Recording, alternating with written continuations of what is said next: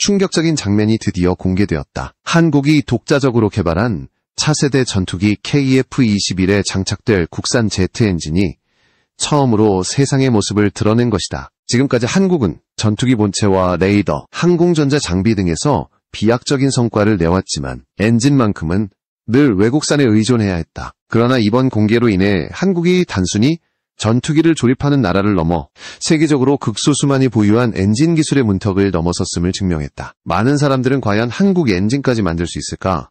라는 의문을 품었다. 전투기 엔진은 단순한 금속 기계가 아니다. 초고온과 초고압을 견디며 수만 개의 정밀 부품이 완벽하게 맞물려 돌아가야 하는 국가 최고의 과학기술과 산업력이 총결집된 결정체다. 미국, 러시아, 영국, 프랑스 등 소수 국가만이 이를 독자 생산할 수 있다. 그런 영역에 한국이 도전한다는 것 자체가 무모하다는 평가를 받기도 했다. 하지만 지금 눈앞에 등장한 국산 엔진은 그런 회의론을 완전히 무너뜨렸다. 특히 주목해야 할 점은 KF-21이 채택한 쌍발 엔진 설계다. 많은 전문가들이 처음부터 한국이 왜 굳이 쌍발을 선택했을까? 라며 고개를 갸웃했다. 하지만 이제 그 답이 드러나기 시작했다. 쌍발 엔진은 단순히 출력만을 위한 것이 아니다. 전투기의 생존성, 작전, 반경, 다양한 임무 수행 능력을 결정하는 핵심 전략적 선택이었다. 만약 하나의 엔진에 문제가 생기더라도 다른 하나가 기체를 살려낼 수 있다. 그리고 이 리던던시 중복성은 한국 공군이 미래 전장에서 살아남을 확률을 획기적으로 끌어올린다. 이번 공개는 단순한 기술 시연이 아니었다. 화면 속 엔진은 이미 점화와 회전을 반복하며 정상적으로 구동되는 모습이 확인되었다. 불꽃을 내뿜으며 힘차게 도는 팬 블레이드와 컴프레서, 연소실의 열기는 보는 이들의 숨을 멎게 했다. 이는 한국이 단순한 프로토타입 단계가 아니라 실제 항공기에 장착할 수 있는 수준의 엔진을 현실화했음을 의미한다. 전 세계 항공 전문가들은 이 소식에 눈을 크게 뜨고 있다. 왜냐하면 전투기 엔진 분야는 오랫동안 몇몇 국가들의 독점적 영역이었고 다른 나라들은 그 장벽을 넘지 못하고 좌절했기 때문이다. 특히 중국은 30년 넘게 수십 차례의 프로젝트를 진행했지만 아직도 F-35나 F-22와 같은 수준의 엔진을 만들지 못하고 있다. 그런 상황에서 한국이 첫 공개부터 안정적으로 구동되는 엔진을 보여주자 한국이 결국 해냈다. 라는 평가가 쏟아지고 있다.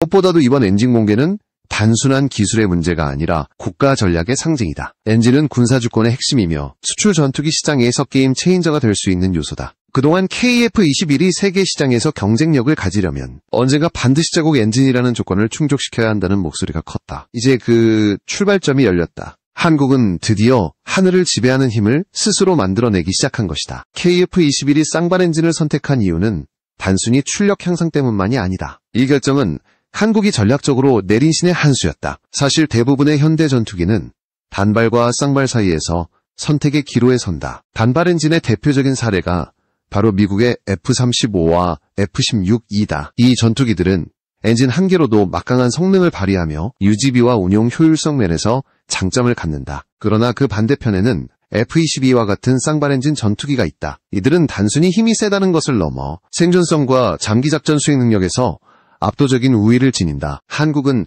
바로 이 지점에서 과감한 선택을 했다. KF-21은 4.5세대 전투기로 불리지만 그 안에는 5세대 수준을 지향하는 설계 철학이 담겨있다. 단발이 주는 경제적 이익을 포기하더라도 쌍발이 제공하는 전술적 유연성과 안전성을 택한 것이다. 예를 들어 엔진이 하나뿐인 기체가 전장에서 단 한 번의 고장을 겪는다면 조종사와 기체는 그대로 추락 위험에 직면한다. 그러나 쌍발이라면 한쪽 엔진이 멈추더라도 나머지가 최소한 기체를 기지로 복귀시킬 수 있다. 이는 조종사의 생명과 국가의 전략 자산을 지키는 결정적 차이다. 또한 쌍발 엔진은 KF-21의 임무 확장성에도 지대한 영향을 미친다. 한국 공군은 KF-21을 단순히 제공 전투기로만 쓰려는 것이 아니다. 장거리 타격, 해상 공격, 심지어 전자전 임무까지 수행할 수 있도록 다목적 플랫폼으로 발전시키려 한다. 이때 추가 출력과 안정적인 전력 공급은 필수 조건이다. 두 개의 엔진은 더 많은 전자장비와 무장을 탑재할 수 있는 여유를 제공하며 장거리 작전에서 더 넓은 활동 반경을 확보하게 한다. 여기에 더해 쌍발 구조는 한국이 독자 엔진을 개발하는 과정에서도 중요한 학습 효과를 제공한다. 초기에 완벽한 단발 고성능 엔진을 만들어내는 것은 불가능에 가깝다.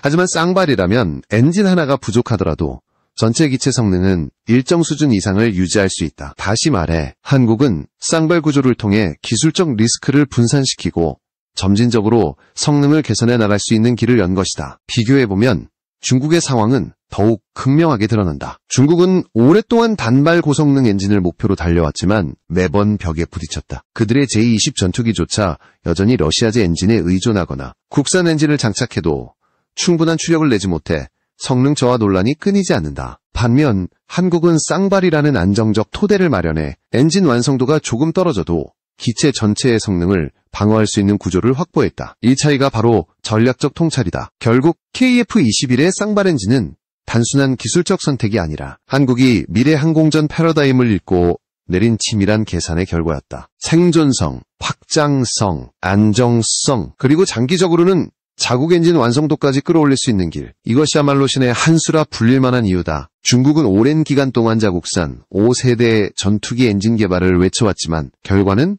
번번이 실패였다. 이 사실은 KF-21의 쌍발 엔진 전략이 왜 빛을 발하는지를 더욱 극명하게 보여준다. 중국은 J-10, J-11, J-15, J-16, 그리고 5세대 스텔스기 J-20까지 다양한 기체를 내놓았지만 정작 그 심장인 엔진 문제에서는 여전히 러시아에 의존하거나 성능 미달 논란에 시달리고 있다. 대표적인 사례가 WS-10 엔진이다. 중국은 이 엔진을 국산화 성공이라고 대대적으로 홍보했지만 실제 운용에서는 불완전 연소와 추력 부족, 내구성 결함 문제가 끊임없이 보고되었다. 조종사들은 장시간 비행 시 엔진 고장이 잦아 임무 수행에 차질을 빚었고 결국 러시아산 AL-31 계열 엔진을 대량 수입할 수밖에 없었다. 심지어 J-20마저도 한동안 러시아 엔진에 의존해야 했다는 사실은 중국이 독자 엔진 기술을 확보하지 못했음을 상징적으로 보여준다. 또 다른 프로젝트인 WS-15는 더 심각하다. J-20의 최종 완성도를 위해 반드시 필요한 초고성능 엔진으로 중국은 WS-15를 20년 넘게 개발해왔지만 지금까지 도양산형이라는 이름을 달지 못하고 있다. 시험 비행에서 잦은 화재, 출력, 불안정, 내구성 부족이 반복되었고 실제로 기체에 안정적으로 장착해 장기간 운용할 수 있는 수준에는 이르지 못했다. 세계 언론들은 이를 두고 중국이 5세대 전투기에 외형은 만들었으나 엔진만큼은 아직 4세대에 머물러 있다고 비판했다. 문제는 단순한 기술력 부족에 그치지 않는다. 엔진은 소재 과학, 가공기술, 열처리, 터빈 블레이드 코팅 등 국가 전체 산업 생태계가 받쳐줘야 가능한 종합기술이다. 아무리 막대한 예산과 인력을 투입해도 오랜 기간 축적된 노하우 없이는 단기간에 따라잡을 수 없다. 중국은 양적 우위를 앞세워 무기체계를 대량 생산할 수는 있지만 엔진 분야만큼은 여전히 품질의 벽을 넘지 못하고 있다. 이와 달리 한국은 전략적으로 쌍발을 택함으로써 리스크를 줄였다. 중국처럼 단발 고성능 엔진 하나에 모든 것을 걸어 실패를 반복하는 대신 2개의 엔진으로 안정적인 추진력을 확보하고 그 과정에서 점진적으로 독자 엔진 성능을 끌어올릴 수 있는 기반을 마련한 것이다. 중국의 잇따른 실패는 단순히 기술 문제가 아니라 시간과 경험의 문제라는 점을 보여준다. 수십 년의 시행착오 끝에 미국과 러시아가 쌓아온 노하우를 단숨에 따라잡기는 불가능하다. 반면 한국은 첫걸음부터 현실적이고 안정적인 길을 택했으며 이는 곧 중국과의 차이를 벌리는 결정적 포인트가 되었다. 결국 중국의 실패는 한국의 성공을 더욱 부각시키고 KF-21의 쌍발 엔진 전략을 현명한 선택으로 증명해주고 있다. KF-21의 국산 엔진 개발 과정은 단순한 기술적 진보를 넘어 한국 항공산업 전체의 도약을 보여주는 상징이었다. 처음부터 한국은 엔진 분야의 어려움을 잘 알고 있었다. 세계 최강이라 불리는 미국조차도 새로운 전투기 엔진 개발에 수십 년이 걸렸고 러시아와 유럽 역시 막대한 자원과 시간을 투입해야 했다. 그만큼 전투기 엔진은 국가종합 역량의 결정판이었다. 한국은 이 난제를 풀기 위해 2가지 전략을 동시에 추진했다. 하나는 해외 엔진을 활용해 KF-21의 초기 비행을 보장하는 것이고 다른 하나는 장기적으로 국산 엔진을 독자 개발하는 길이었다. 실제로 KF-21 시제기에는 미국제 F414 엔진이 탑재되었지만 이는 어디까지나 과도기적 선택이었다. 궁극적으로는 한국산 엔진을 장착해야만 KF-21의 완전한 독립성이 보장될 수 있었다. 개발 과정에서 한국은 터빈 블레이드와 고온 소재 기술 확보에 집중했다. 전투기 엔진의 심장은 바로 연소실과 터빈인데 이곳에서 발생하는 온도는 1500도를 훌쩍 넘는다. 일반 합금으로는 견딜 수 없기 때문에 초합금, 세라믹 코팅, 단결정 블레이드 같은 최첨단 기술이 필요하다. 한국은 이 핵심 분야에 대규모 연구진을 투입했고 수많은 실패 끝에 점차 성과를 거두었다. 특히 한국은 단독으로만 가지 않았다. 해외 기업과의 협력도 적극 활용했다. 미국, 유럽, 그리고 우크라이나와 같은 엔진 기술 강국들과 공동 연구를 진행하며 기술 격차를 빠르게 줄였다. 우크라이나의 경우 구소련 시절부터 세계적 수준의 항공 엔진 기술을 보유하고 있었기에 이들과의 협력은 한국 엔진 개발의 중요한 디딤돌이 되었다. 시험 과정은 결코 순탄치 않았다. 초기 점화에서 발생한 불안전 연소, 진동 문제, 열처리 불안정 등 숱한 난관이 있었다. 하지만 한국은 멈추지 않았다. 연구진들은 밤낮으로 데이터를 분석하며 설계를 개선했고 시제품을 반복 제작해 내구성과 출력 성능을 끌어올렸다. 결국 최근 공개된 영상에서 볼 수 있듯이 한국산 엔진은 안정적으로 점화와 구동에 성공하며 실제 전투기에 장착할 수 있는 수준에 도달했다. 이 과정에서 중요한 점은 한국이 단순히 외국 기술을 모방하는 데 그치지 않았다는 것이다. 기존에 없던 방식의 냉각 시스템, 소형화된 고성능 부품, 전자제어 장치 FADC 국산화 등은 한국이 독자적으로 개척한 영역이다. 이는 단순히 엔진 하나를 완성한 것을 넘어 향후 KF-21 이후 세대 전투기까지 이어질 기술적 자산을 확보한 것이었다. 결국 KF-21의 국산 엔진 개발은 불가능에 가까운 도전을 현실로 바꾼 사건이었다. 이제 한국은 더 이상 엔진 수입국에 머무르지 않는다. 오히려 기술력을 바탕으로 세계 시장에서 새로운 경쟁자로 떠오를 준비를 하고 있다. KF-21 국산 엔진의 등장은 세계 항공업계를 단숨에 긴장시켰다. 그동안 전투기 엔진은 미국의 GE, 프레스 앤 휘트니, 영국 롤스로이스, 프랑스 사프란, 그리고 러시아의 클리모프 정도만이 독점적으로 생산해왔다. 여기에 한국이 본격적으로 도전장을 내민 것이다. 전문가들은 세계 항공 엔진 판도가 재편될 수도 있다라며 주목했다. 가장 먼저 반응한 곳은 유럽이었다. 유럽 국가들은 오랫동안 미국산 전투기와 엔진에 의존하면서도 자국 산업 보호를 위해 대체 기술을 원해왔다. 한국의 KF-21 엔진 개발은 그들에게 새로운 선택지를 제공할 수 있다. 특히 동유럽 국가들은 이미 한국산 무기체계, K9 자주포, 천궁 미사일 등에 큰 신뢰를 쌓아왔기에 한국산 전투기 엔진에 대해서도 높은 관심을 보이고 있다. 미국의 반응은 복잡하다. 한편으로는 동맹국인 한국이 자국 기술에 버금가는 엔진을 만들었다는 점을 긍정적으로 평가하지만 동시에 자국 엔진 기업들의 독점적 지위가 흔들릴 수 있다는 불안도 느낀다. 미국은 그동안 동맹국들에게 엔진을 공급하며 막대한 경제적 이익을 챙겨왔다. 그러나 이제 한국이 독자 엔진을 무기로 수출 시장에 뛰어들 경우 미국의 영향력은 줄어들 수밖에 없다. 러시아 역시 주목하고 있다. 러시아는 AL-31, AL-41 같은 전투기 엔진을 수출하며 외화를 벌어왔지만 최근에는 서방 제재와 기술 정체로 인해 한계를 드러내고 있다. 그런 상황에서 한국이 새로운 엔진 공급국으로 떠오른다면 러시아의 전통적 시장이 위협받을 수 있다. 특히 동남아시아와 중동 국가들이 한국산 엔진에 관심을 가질 경우 러시아의 수출 기반은 크게 흔들릴 것이다. 중국은 충격을 넘어 경악에 가까운 반응을 보이고 있다. 중국은 5세대 전투기 제-20을 내세우며 군사강국의 이미지를 구축했지만 여전히 엔진 문제로 안전한 5세대라는 평가를 받지 못한다. 반면 한국은 전투기 개발에서 불과 20여 년 만에 엔진 독자 개발 단계까지 도달했다. 중국 언론과 전문가들은 한국이 결국 해냈다며 놀라움을 감추지 못하고 있고 이는 중국 내부적으로 큰 압박이 되고 있다. 세계 항공산업 전반에서도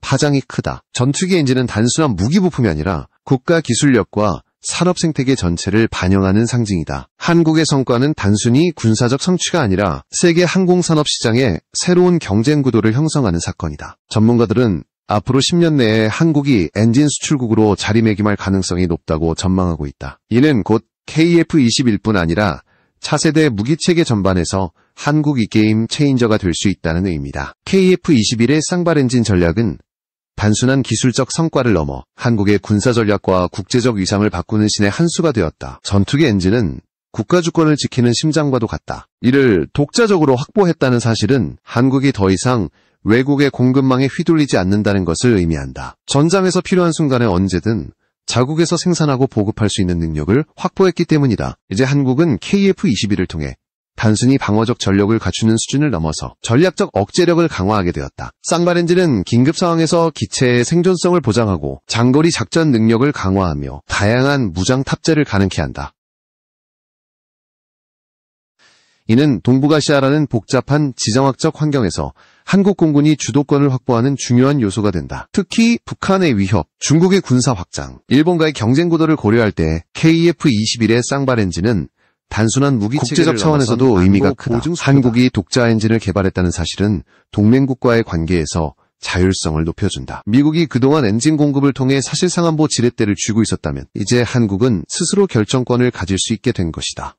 이는 곧 군사외교에서 한국의 협상력을 극대화시키는 요소로 작용한다. 또한 쌍발 엔진은 한국 방산 수출의 새로운 도약 발판이 된다. 지금까지 KF-21의 가장 큰 약점으로 꼽히던 엔진.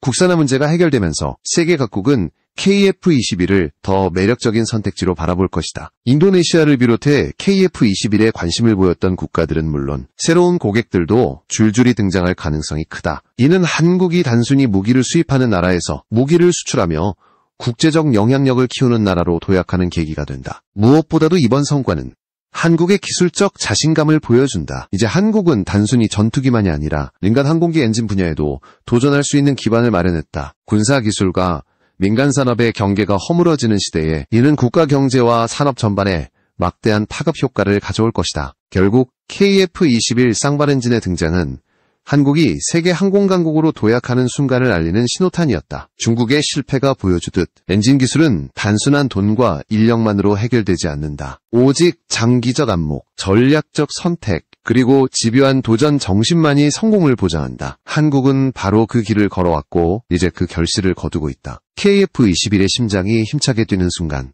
한국은 더 이상 따라가는 나라가 아니라 세계 항공산업의 판을 바꾸는 주역으로 떠올